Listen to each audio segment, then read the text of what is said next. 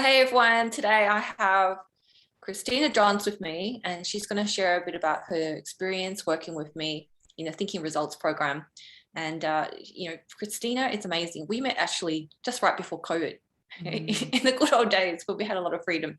Yes, we did. And we could see each other, we can go and meet each other, have coffee and stuff like that. So Christina, just want to share your journey. Your journey has been amazing. Oh my goodness, yes, Yeah. It's been such a journey. I did a little bit of self-development before I met you, but it was more along the lines of a little bit of group therapy and things like that. So there was nothing deep or meaningful about any of it. And it was very unsatisfying. So when I met you and was introduced to Thinking into Results, it just ignited in me a lot of different open-ended questions that I had in my life. And I needed to find answers for them in order for me to be able to move forward. So working with you helped me to answer those questions and set me on a path that truly helped me to find my way. And I've changed my story a little bit as I've gone along. Most people who are growing will find that in order to find their message, they need a little bit of time in order to get the wording right, because it's a whole new language when you start talking about self-development and start talking about serving other people. It's a whole new language that you need to learn. Yes. And that's the journey that I've been on since I met you. It's been crazy. It's a crazy journey. So what were you really looking for at that time? I think that probably the thing that I was looking for the most, and it's probably what's at the core of what everybody is looking at, is meaning. I was looking for meaning in my life. I felt as though there was a song that was unsung within my heart. And I'm not a singer, so that I'm not talking about literally singing, but there was a voice inside of me that had not been answered, and I didn't know how to reach that voice, and I didn't know how to find myself. I learned from a very early age that I was living by circumstances. So what I mean by that is I married very young, I had children very young. And so we went from situation to situation, and my son became very unwell. So there was a big journey with that. I became very unwell. So there was another journey with that. So it was like a crisis happened and we dealt with that crisis, and then we just got over that, and then another crisis would happen. So we just had this rolling crisis thing going on my whole life. And when I came to 40 and my second husband had left, I'm like, what am I going to do? And then I realized I could actually choose what I wanted to do with the rest of my life. And I was suddenly struck with the whole wide world in front of me. And I'm like, well, what am I going to do? What am I going to do? Which then scared the shit out of me. So I was a little bit frightened. And I did go back and sit on the couch for quite some time, thinking about what I was going to do. And this is where you came in and helped me to find my way into turning my passion into a message and being able to language that message and reach people who need to hear that message. Yeah. I remember talking to you and you had about 1,000 or 10,000 different ideas going all at once. You're so excited, and there was just you have this amazing energy. It's like this whole it's like I opened this little tiny box, there's and then just it's like this whole thing just comes out. And it was like trying to work out what was it what can you actually do and everything. I love all these ideas, and you had some really incredible ideas. I think the thing that I think changed me was you definitely made the change in me. I wouldn't be where I was today if I hadn't done coaching with you. And so if anyone's thinking about changing their lives or finding meaning in their lives, I highly recommend going with Melody. If it hadn't been for you, Melody, I don't know where I would have been. I eventually went into coaching after you, and I don't think that I would have had the confidence to be able to go into that field if I hadn't started with you, if I hadn't got that springboard that helped me to explode. And we've also become lifelong friends. So that's been pretty amazing as well. We've been, well, I haven't been to your place, but you've been to my place on a number of occasions. On the massage chair. Yes, and my massage chair, which is wonderful. And your art room, which you're sitting in. Oh no, yes, this is the other. Well, I do a little bit of art in the background here.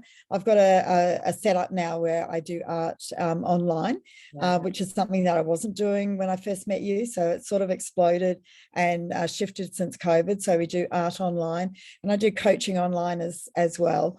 And it's just, oh my God, my life has changed so much because now I've got purpose. Now I know where I'm heading. I've got goals that I want to unleash, if you like.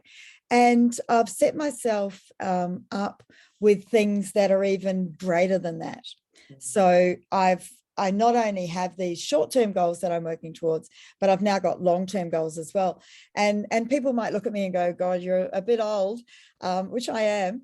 But, you know, the thing is, you're only as old as you want to be. And I think you've gone younger and younger every time I see you. People have been saying that, you know, like the more business and the more excited that I get in what I'm doing, the younger people think that I look. So I must have been a bit of a hag before because I've heard that a few times. I feel like, you know, it's the thing is, like, you know, when you get really excited with your goals and you have a very clear, you know, vision going forward, and you have that clarity and the confidence, what happens is this life force within you just suddenly just, you know, just solidifies, and you somehow just get younger, you know. You just naturally do. So anybody who wants to get younger, you know, just join the program. But what was the main shift that you think got you really unpinned to do that? Because you would, like, you had those limiting beliefs, like, you know, I'm too old. I had so many limiting beliefs. Oh my God.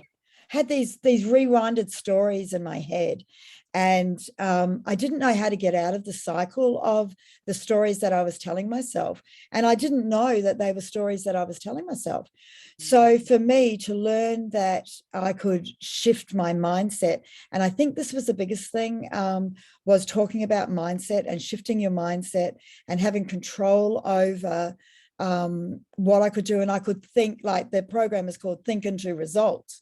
So the fact that I could think and create results was foreign to me. It was like, how could I possibly do that with all of these things that I'm telling myself? But when I learned how to, I don't know that you can ever switch it off. I actually tuned it down. I don't hear it as much these days because I do it anyway. Detached a bit. Yeah. You're just able to see yourself from a distance rather than being really in that moment where you just like, it's like, it's so real, it's you. But you're learning to, you know, you step away and you kind of look at yourself and it's interesting, kind of like. Yeah, it's sort of like an out-of-body experience sometimes, in that I'm not anywhere like the person I used to be. People don't know who I am because I've changed so much and embraced so many different things. Because you've had a lot of challenges. You've had so many challenges. You are such a survivor. Yes. Yeah, there's been a lot of challenges along the way. And, you know, I probably need to write a book about that. Yes. But, you know, that's, I think that's one of the things. I'm a glass half full person. So I'm always looking for, where's the rest of the milk? Because like, it's just, you know, I've always known that there's more out there to life than just existing.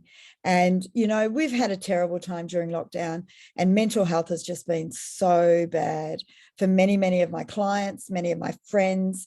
I'm in a large community of carers, so most of them are suffering in some form or another, you know, during COVID. But, you know, I have to sort of like hold back my excitement and somewhat, because like, even though, you know, I've sort of been slowly tracking along, I've been friggin' well enjoying every moment of it. And, you know, lockdown really hasn't affected me that much because I've been able to join online like this, speaking to other people and sharing stories and building communities and doing things that I never would have thought about doing if I hadn't changed my mindset when I met you and gone through that program, because you opened me up to a world that I think I knew that there was a possibility out there, but I didn't know how to access it and I didn't know how to understand it. So going through the program unlocked all of those things for me and allowed me to believe in myself again. And of course, with your training, I could never have done it without you. You nurtured me, you held my hand, you talked to me sternly a couple of times, but you generally was just so gentle with me, pulling me along the way and allowing me to grow at my own pace, and still stand beside me. And I'm like, you know, why are you still standing beside me? I'm not worth this, you know, but you would just keep being there for me. And, you know, it was just amazing. And I just want to thank you for that, Melody. It really did step me in the right direction. Such a pleasure to work with. I love how you've just leaped and bounded ever since. And it's been amazing, you know, because you truly have a heart to serve. You truly are so passionate about what you do. And that makes it so much easier when it's just, you already had that passion and desire. It was just, you know, small tweaks, and just really, you know, and having that clarity, I guess, to narrow it down a bit more into a bit more like, you know, organized way, rather than having offshooting in so many different directions all the time, because you're like, whoa, so many ideas. It was beautiful. So I'm really, you know, I'm so happy to see you now. You are an art therapist and you are a transformational life coach using art to transform people. And I think that is so important because, like, you know, when we talk about, like, you know, subconscious mind and infinite intelligence and everything like that, to be able to, you know, tap into creativity, that is key. Oh, it's wonderful. Yeah. And I'm actually building a community at the moment with a new program that I started called Brave and Unstoppable. And I say to my clients, if you're prepared to come along and be brave, I'll show you how to be unstoppable. And that can be in your business or it can be in your life. It doesn't matter which way it is, but creatively, I can show you how to do that. And I just love the community that we're building at the moment. They're becoming fast followers and friends inside and outside of the program. I love how you say, like, you know, when your clients come in, you give them little gift boxes of all the art, little tools, you know, coloring sets and journals and, you know, little gift boxes. And that's the thing with you. It's like you're very generous and you really love on people so much and you give them so much. Like, you know, you give me so many gifts and things along the way. And, you know, that book that you've given me, you take so much care and effort in everything you do. There's so much heart in everything you do. And, you know, you definitely love your clients so much. And it really shows in your coaching. So I'm so happy you have done this. And then you've invited me to Clubhouse. So you created this thing called Stop the Stigma. And also you've invited me to Clubhouse. So tell us a bit about that and how people can get involved. So Stop the Stigma is about destigmatizing mental illness. So as you know, I've got a son who's got a complicated mental illness, and we've gone through many, many ups and downs, and lots of trauma and lots of silencing around mental illness. And I think it's just about time to bring it out into the open, not only for my son who suffered for such a long time, but also for all of the people who are suffering now because of COVID, not just here in Australia, but all the way around the world. So people are in isolation, people are cut off from each other, people are suffering from anxiety and depression. And these people don't even know that they're suffering from anxiety and depression. They just know that things aren't feeling right. And because they don't have a clinical diagnosis for what they're feeling, they don't feel as though they're categorized in the mental health arena.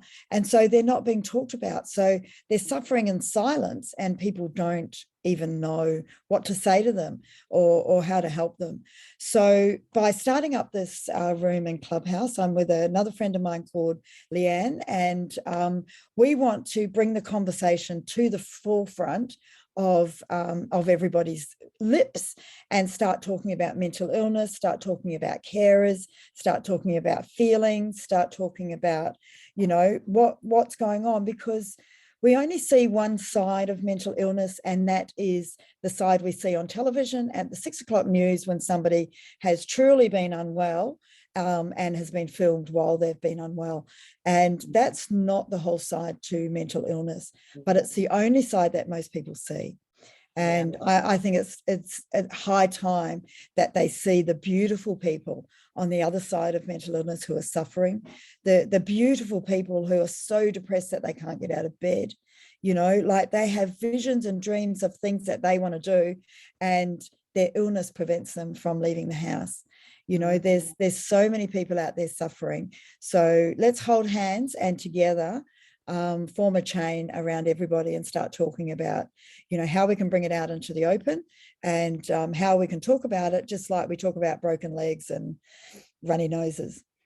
Wow, that is a beautiful, beautiful mission that you have there. Thank It's you. amazing. And I know that, you know, it's with all the things that's happening, like there's going to be a lot of people who are just like feel like they're left behind and nobody's just recognizing anymore, and the situation is getting worse. And then of course, like, you know, there's people just going and getting medication. Yeah, well, see, that's a whole other story. Yeah. About talking about medication. And I had a story about a friend. I won't name any names, but they were in a situation where they had an emergency delivery for their son. And so she was in hospital, and she suffered postnatal depression because I think of the trauma of the birth. You know, it wasn't expected, it was early. The baby was put into a humidity crib, he was very tiny, and the doctors wanted to prescribe pills. That's the first thing they said. They just want to put her straight on medication. And luckily her partner was a little bit more enlightened, and he's like, babe, you know, this is just something you're going through. You need to feel the feelings of what you're going through. You don't need medication to adjust the way that you're feeling. And this is what happens so often, is we have these feelings that some trauma has happened in our lives, and the first response is to chuck some medication down somebody's throat instead of letting them feel the feelings, cry if they need to cry, weep if they need to weep, stay in bed for a week if that's what it takes, just so they can process whatever it is that's happened. And then they're fine. Then everything's fine. They don't need to go on pills for the rest of their lives because they had this incident that happened that affected them. And the incidents that affect people are all different. Okay, so something that might affect me and might cause a trauma in me might not cause a trauma in you. So we all feel our feelings differently, and it's really important to acknowledge that, you know, the way that we feel those feelings is different, and we should be allowed as much time as we need to feel those feelings. Yeah, definitely. You know, instead of going to the doctors and getting medication. Yeah, and all that medication does is, you know, just suppress it, and then, you know, builds up over time, and it manifests in some sort of disease or, you know, cancer or whatever it is over time. And, you know, I'm not advocating for no medication. I mean, my son's got a serious illness. And when you start talking about schizophrenia and things like that, you do need to have medication. There's no two ways about it. But you probably don't need as much medication as what the doctors would like you to have. When you're in a hospital, I've seen doctors medicate people up to the hilt so they just sit there like zombies. Now, they're controllable when they're in this state, and they're not in any danger. Nobody's in any danger, and they're thoroughly miserable feeling that way. They're just cardboard cutouts of themselves, and it's not necessary. It's really not necessary. But unfortunately, with mental illness, what happens is the first thing that happens with mental illness is the support structure around a person with the mental illness tends to fall away. So if you've got an adult person, their family is nowhere to be seen. And a lot of people who live on the streets are suffering some form of mental illness, and they just don't have the support networks. I've stuck by my son, and it's been at a cost. There's been lots of costs that it has caused me, but he knows that I'm there for him, and that's what's helped him to become quite well. Yes. And turn his life around compared to the diagnosis that they gave him. And that's another thing I want to say to people is that you are not your diagnosis. You know, you might be given a diagnosis of this or that, but you don't have to be that diagnosis.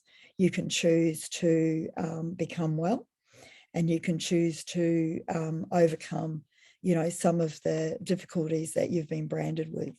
And for my son, until he was able to understand his mental illness better, I just held on to the hope of a better life for him until he was able to take that hope himself and start hoping for a better life for himself. You've been incredible in how you've stuck by him, and you know, you just continue just to love on him in spite of all the challenges he gives you. And I know that is going to be the biggest, you know, difference in his healing, opposed to a lot of people who are not aware of the situation. I guess are not aware of the mental sciences and how our mindset and how we're actually creating that, you know, holding the vision high for the other person before they can actually see it. That is such a beautiful thing you do as a mum. How you're impacting, you're actually helping other people as well. Yeah, I hope so. It's not an easy job, but I know that, you know, I'm bringing up a son who will be able to affect the lives of other people, and just for one person to be saved through that has made it worthwhile. Yeah. Oh. Hi, Richard. Hi. You remember Auntie Christina? Yes, I know. I saw him in the background there, and the dog. Look at the dog. That's not our dog. That's a friend's dog. They've gone to up to Cairns. They've driven to Cairns for 2 months. They'll get away from the winter. Yeah. And we've got her for 2 months, and she's such an adorable dog. Oh no. Logan, come here. I'll have to show you something that we've got. Our lockdown puppy. No, this is mine. I'm recording. This is mine. Yeah, okay. Sit down, please. I was calling from something. I had to wake mine up. Oh my God. When did you get, it's a he or she? He, Mr. Logan. Oh, you're tired. Sorry. When did you get him? We got him, how long have we had you? It's about 3 months now. And we got him from the RSPCA. His hair's all grown since we brought him home. He's usually got a jumper on. Oh, he's old. He's 7 years old, but he runs around like a little dog, don't you? You've been asleep. Oh God. He's so pretty, and he's so little. Is he? What is he? Is a He's a papillon. Oh. Do you want to go back? He's got such big ears. He looks like a butterfly. I know, he's got butterfly ears. But we've been dressing. He fits 4 zeros, baby clothes. 4 zeros. Have you been? Oh my God. So we put little t-shirts on him because he gets cold. Yeah. But he hasn't got one on. Ashley needs to bath him because he needs a bit of a wash, don't you? You are quite cold up where you are because you're up in the mountains. Yeah. And we go up to Donvale to mother-in-law's place, and it's like I get there, I'm like, I feel like I'm up in the snow mountains, and down here we've got sunshine and everything like that. Oh, so no. It's been cold up here. Yeah. Sorry, I woke you up. I hope this whole thing goes over and we can start to, you know, catch up and, you know, and everything like that. I can't wait. But you know, in between, it's amazing what you're doing. And you know, creating that support network and a place for people to meet up and talk, because, you know, it's so important that we just kind of like, want to just connect. Yeah. We just want to Yeah. connect and just know Yeah. that somebody understands us, and it's a great time to really do a lot of self-reflection as Amen. well as this Yeah. time. Yeah. Absolutely. Yeah. So yeah, thank you so much for this. And I'm gonna I'll put your link in so people, if they're interested to connect with you, and if they want to Thank get you. into the Clubhouse with you, or to learn about Stop the Stigma. Yeah. And also, if they want to learn about mental health, if they've got members in the family who've got mental health, that Yeah, you please. provide Yeah. them some Awesome. some understanding. I think understanding the situation, being really aware of what you can actually do, in holding space for them, and seeing that there are possibilities for them in Yeah. spite of what's manifested in their personalities and things like that. So Absolutely. thank you so much for your time. You're so welcome. It's been so lovely catching up. Yeah, Yeah. thank you. Oh, bye. What's his name? We call him Mr. Logan. Mr. Logan. Yeah. Bye, Mr. Logan. Oh, he's just like, oh, excuse me. Turn around, say hello. Turn around He's this camera way. shy. He's been camera shy. He takes the most beautiful pictures. We dressed him up in a king outfit, put him on a chase lounge, and he just sat there like a king. He's so gorgeous. I'll send you a couple of photos. Okay. Thank you for this. You're welcome. Thanks, Melody. Love Bye. you.